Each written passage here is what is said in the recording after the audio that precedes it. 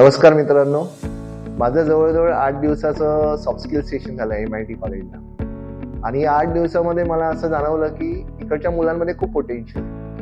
हे सेशन घेताना मुलांचा आपण कॉन्फिडन्स बिल्डिंग घेतलं, त्यांचं कम्युनिकेशन स्किल घेतलं, त्यांचं टाइम मॅनेजमेंट, असे वेगवेगळे टॉपिक्स घेतले. त्याचबरोबर ह्या टॉपिक्स रिलेटेड आपण ॲक्टिव्हिटीजही घेतल्या, ज्या ॲक्टिव्हिटीजमधून मुलांना हे जे स्किल्स आहेत ते डेव्हलप करण्याची संधी मिळाली.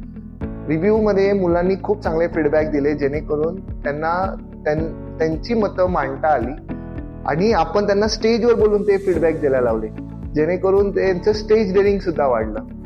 ह्या सेशन्समध्ये आपण मुलांमध्ये डिस्कशन्स पण करून घेतले, so they learn how to discuss with each other.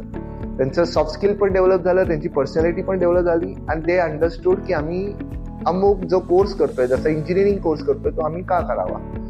मी त्यांना अजूनही काही टेक्निक शिकवल्या, जसं लर्निंग स्किल शिकवलं, ज्याच्यामध्ये लर्निंग कोनचा जो टॉपिक घेतला, ज्यामुळे मुलांना अभ्यास कसा करावा आणि आपल्या अकॅडमिकमधूनच आपण चांगला प्रोफेशनल कसं बनता येईल याचं सुद्धा ट्रेनिंग दिलं.